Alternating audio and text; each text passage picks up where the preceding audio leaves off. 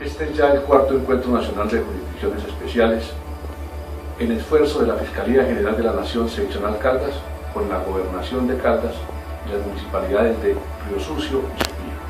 Se trata de abordar temas académicos de interés nacional con carácter de reencuentro y visibilización de las multietnias nacionales. Abordaremos temas que tocan con la justicia transicional, las jurisdicciones especiales indígenas y afrodescendientes y otros temas de absoluta importancia a nivel nacional. Ustedes podrán observar la importancia de este cuarto encuentro, que ya se constituye en un esfuerzo mancomunado y permanente interinstitucional para hacer honor al desarrollo de la Constitución Nacional, que manda que Colombia es una nación multiétnica y pluricultural. Todos entonces, convocados a este encuentro, tendrán la oportunidad de adquirir conocimientos frescos y actuales en lo que tiene que ver con la problemática de las comunidades multiétnicas nacionales. Bienvenidos.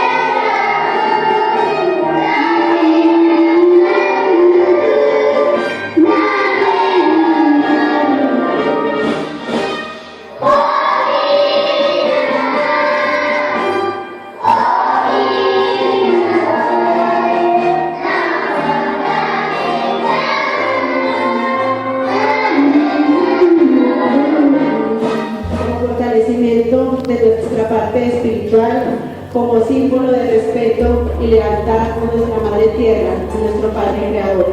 Nos vamos a disponer entonces en este momento a hacer este núcleo de energía para que nos acompañe, para que nos guíe, para que nos ayude a visionar cada uno de estos espacios. Les voy a pedir el favor entonces que nos coloquemos de pie para que demos inicio a esta armonización.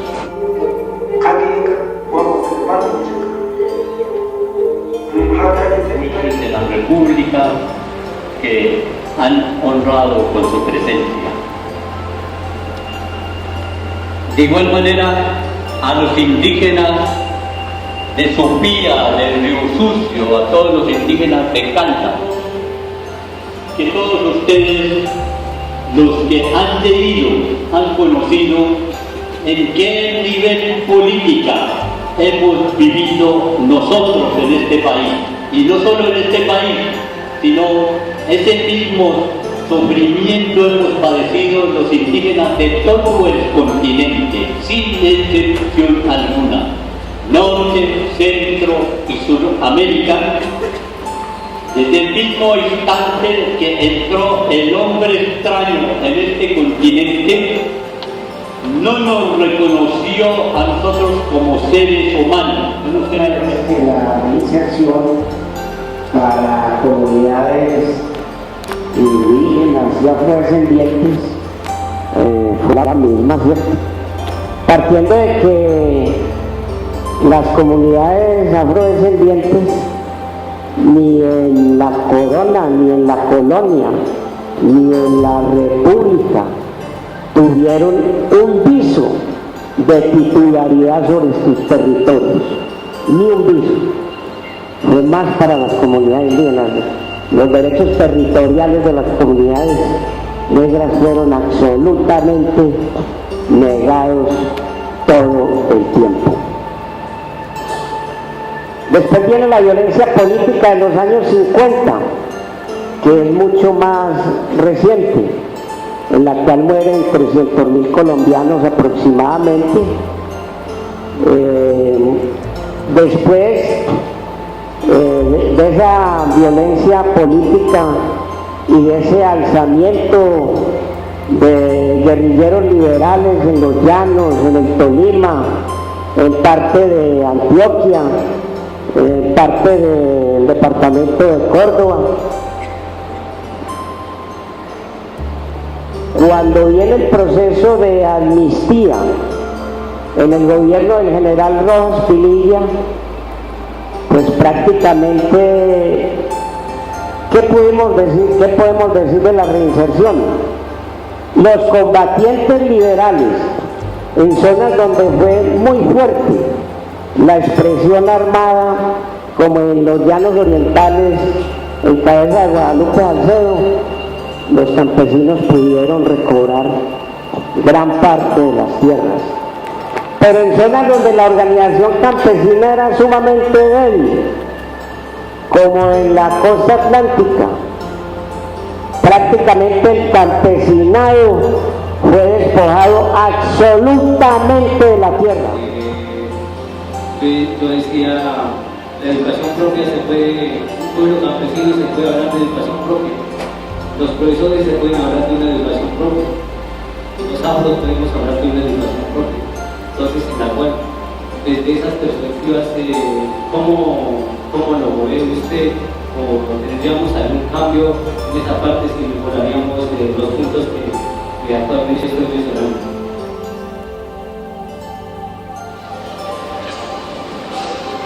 Essa é a dança do povo africano do Rio Negro, do Rio Mopé.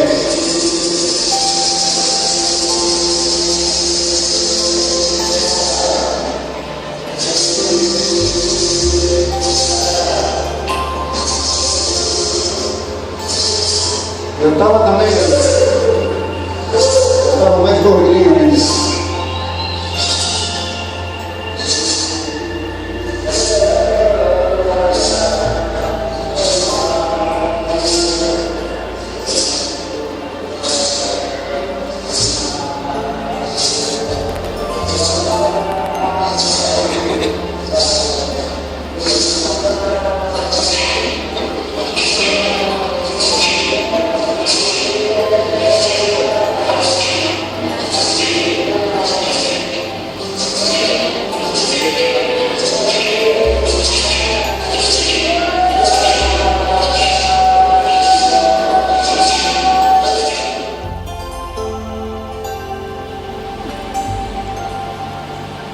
Nós indígenas não podemos ser influenciados pelas igrejas, pelos religiosos, pelos pastores.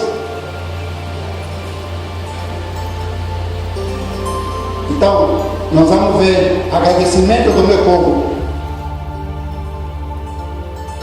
Tengo que unir trabajos, unir luchas. Gracias también a los compañeros que hoy hicieron la apertura muy bien. Agradezco eso, de aquí llevo mensajes positivos, porque todos estamos luchando por una causa. Entonces, gracias por ellos. Por eso estoy acá en representación de ese sector.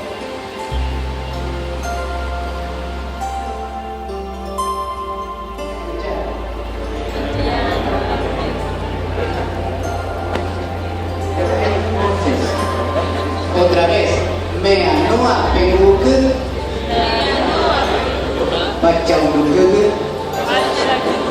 chauene, dice ahí, hermanos, chauene, hermanos. Entonces, abajo, ¿cómo él dice? Bienvenidos a la comunidad de Macedonia.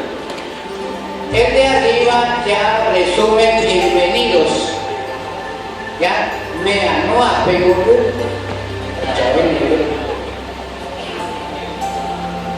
Entonces, ahí hay el escudo donde dice resguardo indígena comunidad de Macedonia. Esta comunidad está integrada por varias etnias. En primer lugar está el Ticuna, Cocamas, que son parte de Perú, Yaguas,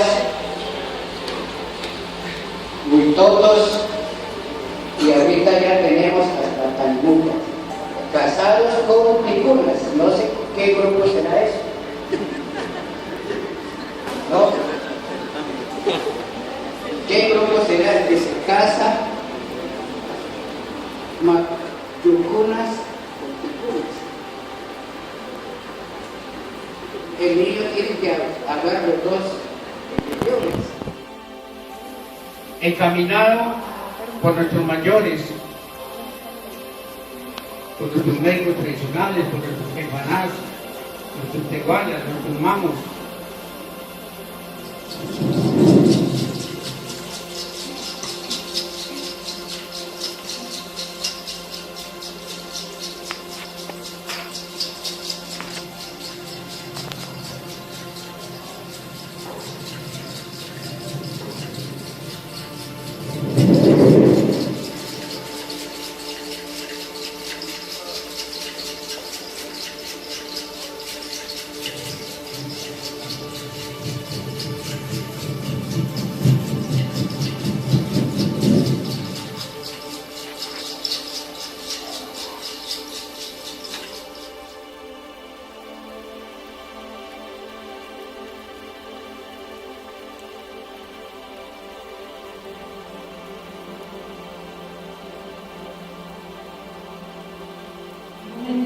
Nosotros le hemos planteado, tendría que trabajarse de alguna manera cómo consultar a las comunidades campesinas cuando también se les vean afectados sus derechos.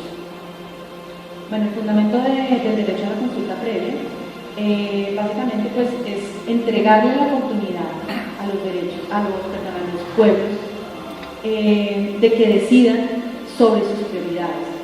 Es decir, ayer lo decía el profesor del externado, él decía, ustedes tienen que saber qué es lo que quieren para exigir. ¿Sí? Todos en la vida necesitamos saber qué queremos, cuál es nuestro objetivo en la vida para saber qué es lo que vamos a exigir, cuáles son los derechos que tienen que ser reconocidos para cada uno de nosotros. Entonces, básicamente, este derecho lo que implica, la base pues, es definir y decidir cuáles son las prioridades en la medida en que afectan la vida de los pueblos, las creencias, las instituciones, las costumbres, su desarrollo dentro del territorio, el uso y apropiación de los territorios, el bienestar espiritual. Esto es básicamente el fundamento de por qué se crea el derecho a la consulta previa.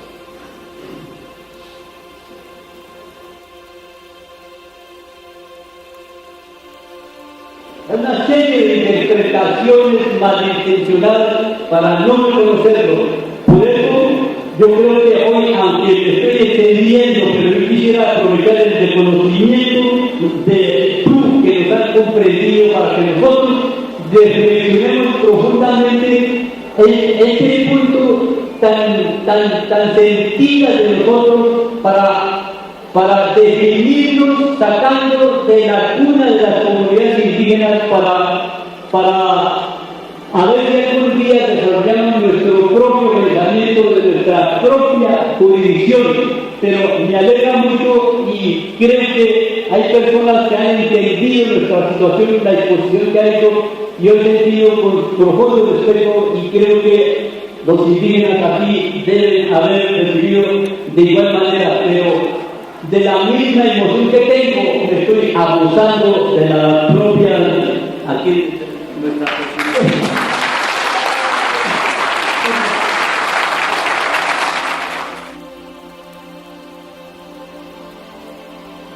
Pienso que con la oportunidad que me brinda la funcionaria de Defensoría del Pueblo, en el enfoque diferencial, porque porque este es un país, como ya lo decía el doctor Lorenzo, para constituyentes, que se nos ha tenido negar tanto a las poblaciones indígenas, los pueblos indígenas de Colombia, como a las comunidades indígenas, que ustedes ya lo saben, que vivimos desde la madre tierra del continente africano.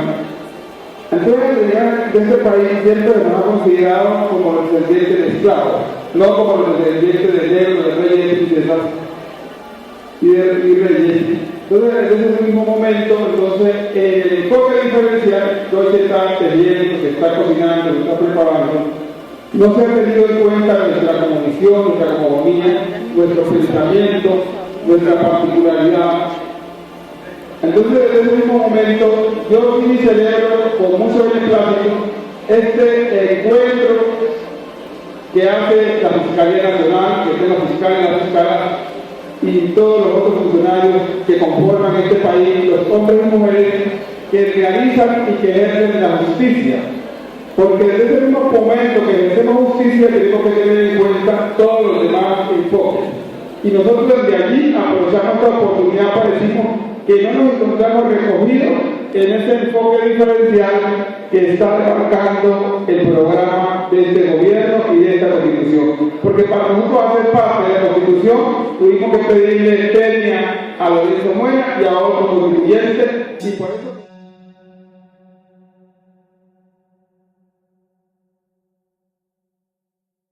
Necesitan de pronto de ustedes, de su inteligencia, de su participación. ¿Para qué? Para que mejoren, porque no somos sociedades perfectas. Bueno, los criterios de identificación del enfoque diferencial tienen que ver con la cultura, los procesos de vida diferentes, distintos de las comunidades étnicas. Nosotros, como personas pertenecientes a comunidades y colectivos no étnicos, tenemos unas maneras de vivir, unas costumbres, una relación distinta con la naturaleza, con el entorno. Digamos, tenemos un lenguaje, ellos, inclusive, un patrimonio riquísimo que tienen los pueblos indígenas y algunas culturas afrodescendientes, que tener idiomas propios, diferentes al nuestro, al español, que es el idioma nativo nuestro. Es muy importante ese patrimonio lingüístico y cultural, de memoria y de historia que está allí condensado en ese atributo lingüístico. Hay autodeterminación, hay organización social e instituciones, de lo que se hablaba en un momento en el expositor anterior. Una institución, por ejemplo, la manera de controlar y regular los asuntos internos a través de formas propias de justicia, la jurisdicción especial. Hay, digamos, todo un sentido de vivir en continuidad histórica, es decir, hay unos ancestros, unas prácticas, usos y tradiciones que quieren permanecer en una continuidad histórica.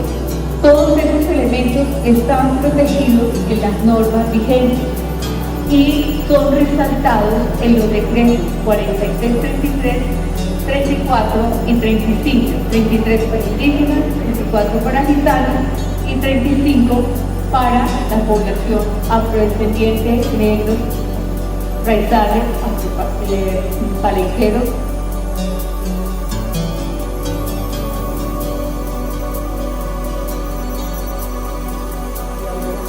La necesidad, ellos dicen que hay una necesidad de que haya una reforma a la Constitución, o están hablando más bien de la Asamblea Nacional Constituyente por la Paz. Y eso puede parecer muy bonito, de que tengamos otra Constitución más incluyente, más pluralista, más garantista de los derechos de la diversidad étnica y cultural o social del país. Pero cuando vamos a revisar cuáles son las reglas de juego en las que participan, Luis, los actores o los delegatarios a esa constituyente, no se ha reformado lo que se planteó hace 22 años. Y hoy, si hoy cerramos los ojos y entendemos de que hay una nueva constituyente, se convoca una nueva Asamblea Nacional Constituyente bajo las mismas reglas para definir los delegatarios que hay hasta el momento. El 95% de esos delegatarios van a ser de lo que llaman algunos de la derecha, de los sectores más retardatarios del país. Entonces, ¿por qué? Porque si tú miras cómo quedó la composición del Congreso de la República el 9 de marzo, esa misma lógica te la van a aplicar allá. Y van a quedar en mayoría plena los delegatarios. Entonces nosotros hemos dicho que una Asamblea Nacional Constituyente, como definir que haya una Asamblea Nacional Constituyente solo para cumplir con los requisitos de una desmovilización de un actor armado en el país, para el caso de nosotros los indígenas sería un actor irresponsable y además no estaríamos de acuerdo bajo esa misma regla. Si es esa misma regla, ¿por qué? Porque sería un salto al vacío. Sería un salto al vacío, nos desmontarían muchos o algunas de las conquistas más significativas de la Asamblea Nacional Constituyente y podríamos entender, escuchen bien, de que estaríamos de acuerdo con una Asamblea Nacional Constituyente si se cambian y se definen las reglas de juego para la participación de los delegatarios. Y eso significa que no sería por partido ni por voto popular como puede ser o como es hasta el momento, sino que pueda ser como lo ha planteado el senador Sudaski, mediante una reforma al sistema electoral o de la democracia representativa en que los sectores participen de manera más directa como sectores y no dejarlo a la regla clara del voto. Además, porque en esencia, ese es el tema metodológico, de forma, de cómo llegar a ello, pero en esencia, estructural, políticamente hablando, nosotros encontramos de que una Asamblea Nacional Constituyente la abordamos desde la siguiente reflexión. Lo que dice, yo no sé, yo creo que todos son abogados acá, ¿no? La mayoría. Han leído esa vieja cartillita de Ferdinand Asallo de qué es una constitución. Creo que es muy popular entre los estudiantes de la profesión del derecho. ¿Y qué es una constitución? En esa cartilla, un amigo mío, Jorge Giraldo, la llama cartillita. La cartillita es bastante interesante porque se refiere a una conferencia Partido de los Obreros que hace este señor para entender qué es una constitución realmente. Y en Prusia, antigua Alemania, el hombre le preguntaba, por ejemplo, así como me están ustedes escuchando ahí, yo les digo, cerremos los ojos a todos y hagamos cuenta que todos los archivos y los libros de constitución del país se queman. Hagamos cuenta que todos los textos que hay de la Constitución se van a quemar ya. Desaparecen todos los textos que hay. ¿Será que desaparece el ejército? ¿Será que desaparece el Banco de la República? ¿Será que desaparece el Parlamento? ¿Desaparece el gobierno central? No desaparece. Entonces la cuestión estructural no es la ley o la Constitución en sí, sino los factores reales de poder que convergen en ello y que puedan participar en la construcción de un pacto político de estos. 135 sobre reforma agraria y donde ya se hacen los reconocimientos para el fortalecimiento y constitución de los resguardos.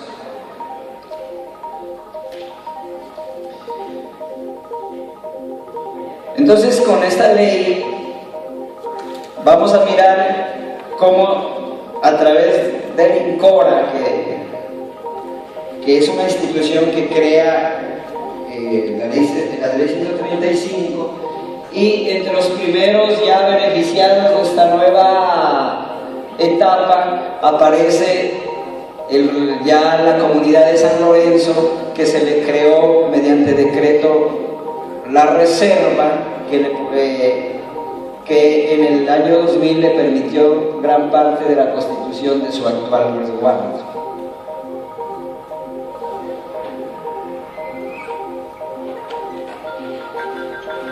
Durante las décadas del 70 y 80, la lucha de los pueblos indígenas a través de sus propios movimientos sociales fue decisiva en la recuperación de la tierra. El Consejo Regional Indígena del Cauca y otras organizaciones indígenas tomaron como meta la recuperación de la tierra, la lengua, la cultura. En el 73 se firmó un nuevo concordato con la Santa Sede, entre el Estado colombiano, lógicamente, que permitió restringir las funciones de las misiones católicas. En 1975, esta colaboración tomó la modalidad de educación contratada a término fijo, con una mayor presencia y supervisión del Estado. A partir de entonces, la Iglesia Católica cedió y entregó un número considerable de establecimientos educativos.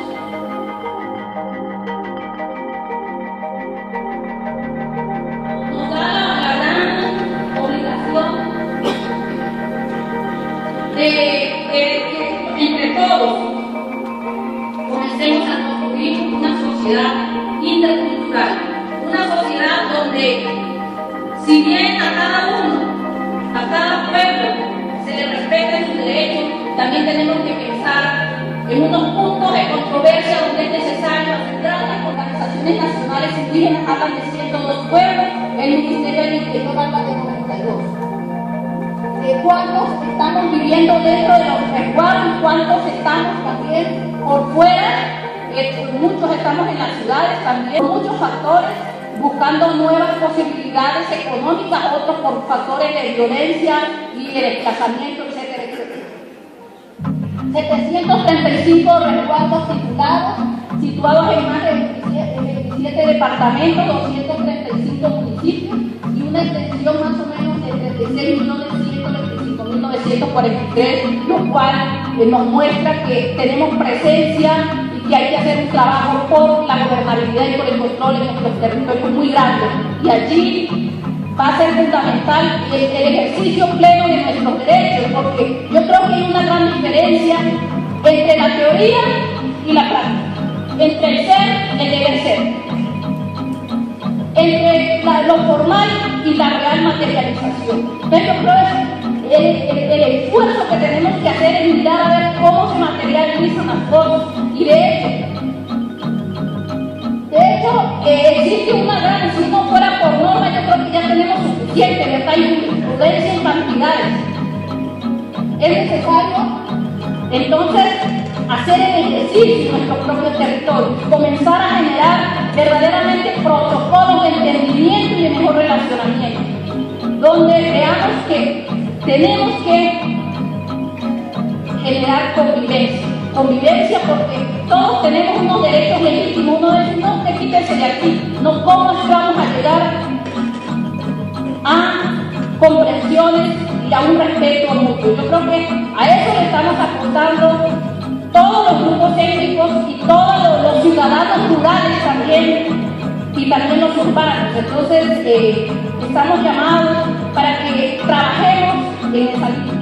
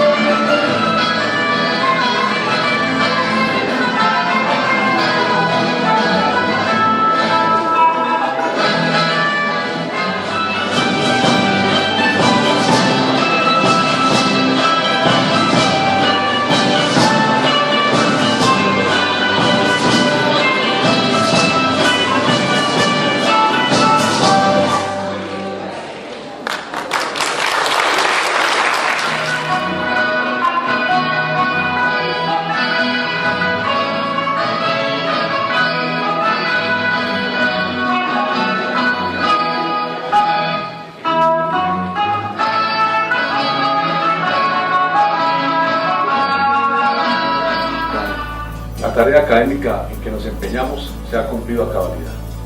Hoy, 4 de julio del 2014, hemos cerrado exitosamente este encuentro nacional de jurisdicciones especiales.